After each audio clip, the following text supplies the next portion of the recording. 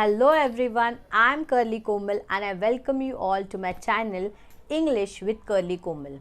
And as you know that we have already started with the basic English grammar series, and this is the second video, and the topic for today is subject and predicate. Okay, so we are going to see what is subject and what is predicate in detail with the examples. Before that, if you like my videos, give it a thumbs up and also subscribe to my channel, and remember to hit the bell icon so that you will get notified whenever I upload a new video.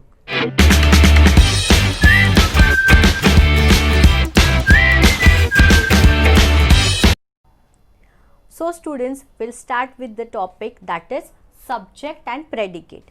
So as usual, we'll start with the definition about it. What is subject and what is predicate, and how to identify subject and predicate in a given sentence. Okay.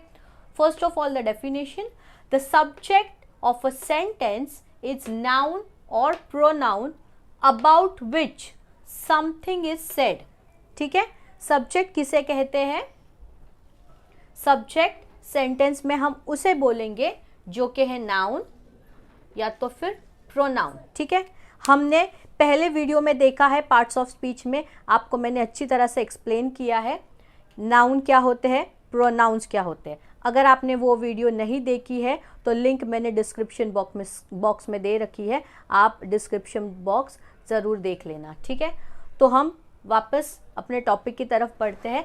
Subject हम किसे बोलेंगे? जो sentence में noun है या तो फिर pronoun है उसे हम सब्जेक्ट, कर्ता बोलेंगे. ठीक है, वो हो गया सब्जेक्ट.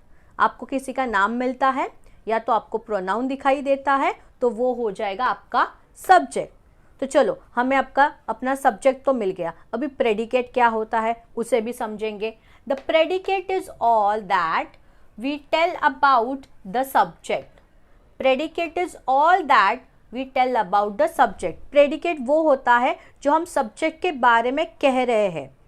ठीक है, एक सेंटेंस में सब्जेक्ट रहता है, नाउन या प्रोनाउन, और वो कुछ कह रहा है, वो कुछ कर रहा है, वो क्या कर रहा है और वो क्या कह रहा है, वो चीज़ हो जाएगी प्रेडिकेट. ठीक है, predicate is all that tells about the subject. जो पूरी जानकारी हमें सब्जेक्ट के बारे में, नाउन या प्रोनाउन के बारे में पूरी जानकारी जो हमें बता रहा है, वो हो गया अपना प्रेडिकेट. ठीक है, नीचे मैंने कुछ लिखा है, note, verb is an important part of a predicate. आपको सेंटेंस में वर्ब भी देखना है. ठीक है, तो वर्ब एक इम्पॉर्टेंट पार्ट प्ले करता है प्रेडिकेट में. ठीक है, प्रेडिकेट मतलब जो सब्जेक्ट क्या कर रहा है वो सब बताता है.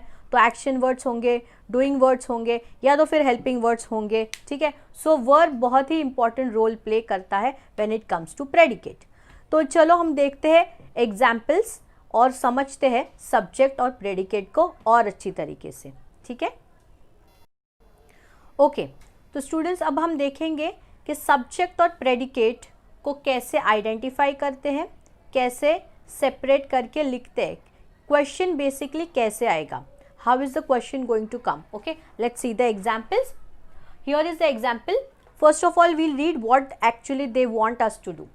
Underline the subject and the predicate. उन्होंने कहा है सब्जेक्ट और प्रेडिकेट को अंडरलाइन करो. ठीक है, तो यहाँ पे मैं अंडरलाइन के साथ आपको अलग से सेग्रीगेट या पिकआउट, अगर क्वेश्चन आता है, pick out the subject and predicate और separate the subject and predicate, उस तरह से भी मैं आपको करके बताऊंगी. यहाँ पे मैंने अभी 2 लिए हैं एग्जाम्पल्स, और आपको एग्जाम्पल्स, ज़्यादा एग्जाम्पल्स मैं आपको बताऊंगी. ठीक है, ताकि आपको कॉन्सेप्ट अच्छे से पता चले.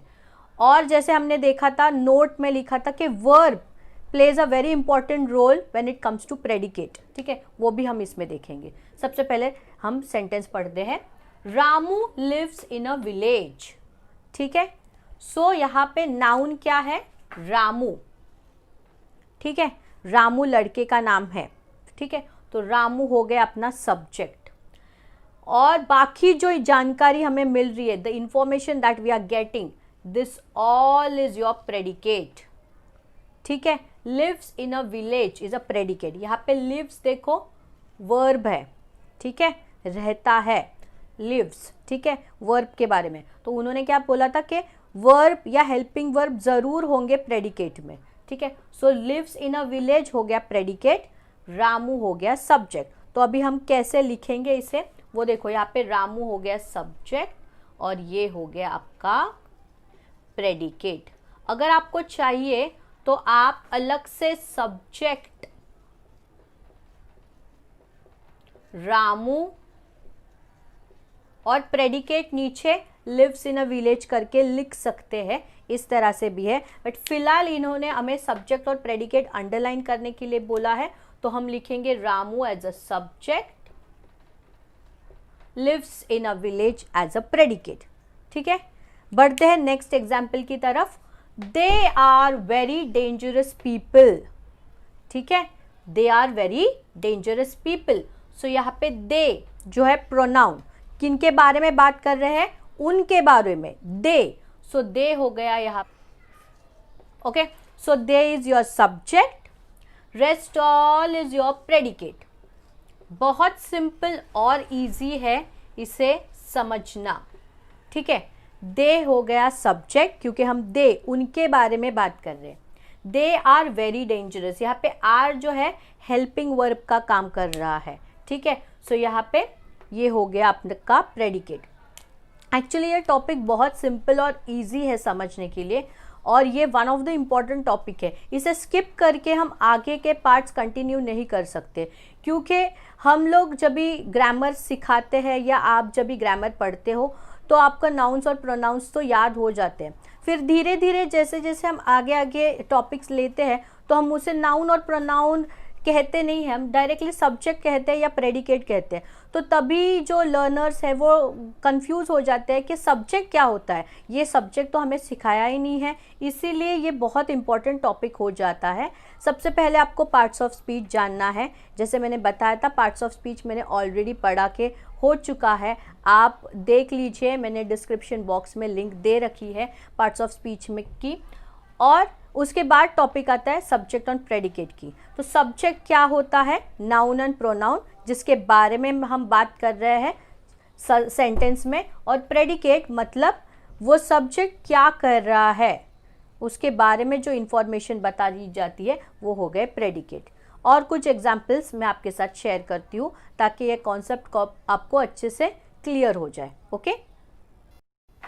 ओके, तो हम देखते हैं examples. We'll see the examples of subject and predicates, few more examples, okay, where we are going to underline the subject and the predicate differently. The next sentence is Anu loves painting. So Anu noun है, तो Anu हो गई subject, loves painting हो गया predicate, loves यहाँ पे हो गया verb. So loves painting is predicate, किसके बारे में बात कर रहे हैं, अनु के बारे में, तो अनु हो जाएंगे सब्जेक्ट। नेक्स्ट हम देखते हैं mister Rao is a chef. So mister Rao के बारे में बात हो रही है, मिस्टर राव हो गया सब्जेक्ट, इज अ शेफ हो गए predicate. So mister Rao is a subject, is a chef predicate. Okay, now moving to the next one. People are arranging the hall for the party. So we are talking about people. People is your subject, they are arranging the hall for the party is your predicate. Understood? Okay, now next, birds are sitting on the branch of the tree. So we are talking about birds. Birds is your subject, are sitting on the tree is your predicate. Okay, sitting is a verb, arranging is a verb, is a helping verb, are is a helping verb. This all we are going to see in the next videos. Okay, I hope you have understood the topic subject and predicate. Students, you have to practice more. जितना आप ज़्यादा practice करोगे उतना आपका perfection होगा, ठीक है।